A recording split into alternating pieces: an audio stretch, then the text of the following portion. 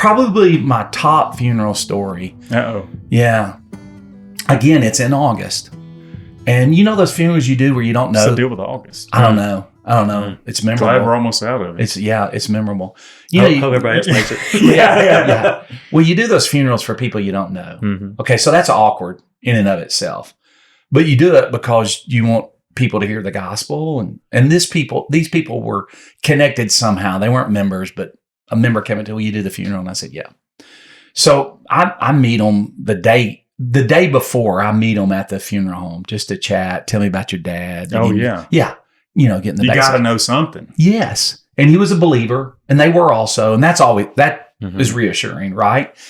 And at the end of the conversation, the daughter looks at me and says, hey, do you have the phone number to the Dove man? I said, excuse me? Oh. You know where I'm going? Oh, no. Yeah, don't just keep it. Well, no, this is good. No, I know. That's what I'm saying.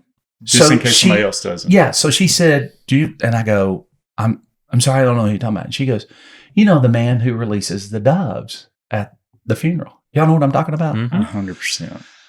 And I go, well, I'm sorry, I do not. And she goes, you know someone who would? And I was, I'm sure someone in the funeral home would know. I said, I'm sorry, I don't have the number. And she goes, we really want to release doves at my daddy's funeral. And I go, sure. So I leave and want to be gracious here, but I'd had my fill of doves at funerals. And so I'm thinking, I show up at the funeral the next day. It's graveside.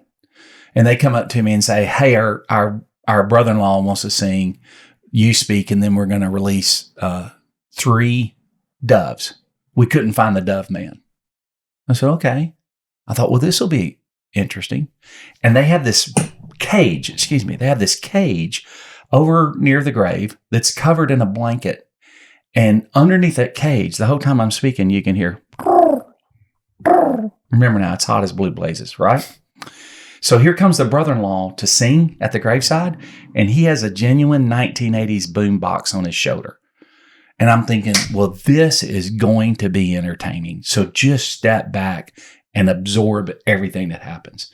And we're not talking about a CD player. We're talking about a cassette 1980s boom box, right? He presses play, and it's the wrong song. He goes, well, hang on. There's probably 2 dozen out there. He speeds it up, presses play close to where he needs to be, runs it back, takes him 2 or 3 hits to get right at the song. And then he sings. And he sang, right? Brother-in-law. So then I speak, and I get through, and she stands up and says, we couldn't find the dove man, but we found 3 doves that we purchased. Wherever you buy doves. Where do you buy doves? I don't know where you buy doves. And she takes the blanket off, and there's one on the pedestal.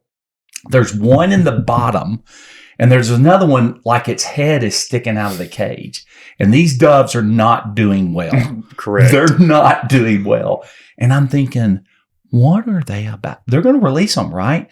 So she reaches in and she grabs the one on the pedestal that's trying to get out of her hand. And she grabs it and she hands it to her sister. And she reaches in and grabs the other 2. And the other 2 are pretty much lifeless, right? They're not putting up much fight. No, they're not. Right. They're not. And so she looks at me and says, Brother Ryan, will you read the passage about our spirit is like a dove? And I said, I'm not sure I know where that is. And maybe you should say it. And she does. She elaborates, right? So on the count of 3, they're going to release these doves. One of them is ready to get out of the hand. The other 2 are basically slumped over. So 1, 2, 3, they release it. So she releases the one, and it takes off, but it can't be 6 feet above the ground. Oh, wow.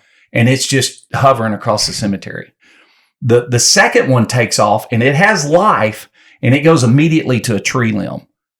And this was back before iPhones. Because if I had an iPhone, I would be recording every bit of this right here, right?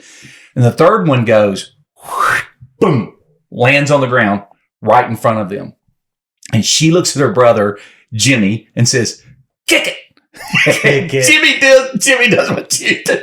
Jimmy goes, what? And she goes, kick it, Jimmy, kick it. And Jimmy has a high school flashback of a drop kick. Oh, no. Jimmy takes a step back, puts 2 steps into it, and drop kicks that dove, right? And that dove gives it everything it has to get off the ground. It is, and I'm like, oh my goodness. And that dove flew probably 2 feet off the ground, all the way around the graveside. 2 times.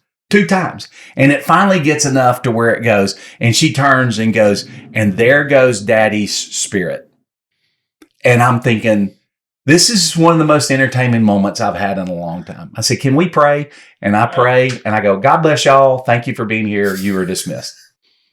I mean, we got to put a close on this thing. Just need a little kick. That's all I need. Oh, man.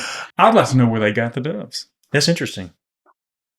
You don't see a lot of signs advertising. Hey, I still think that Probably does not it. at buy the 3, pet get store. 1 free. Yeah. And you know the Walmart story. parking lot. Well, yeah.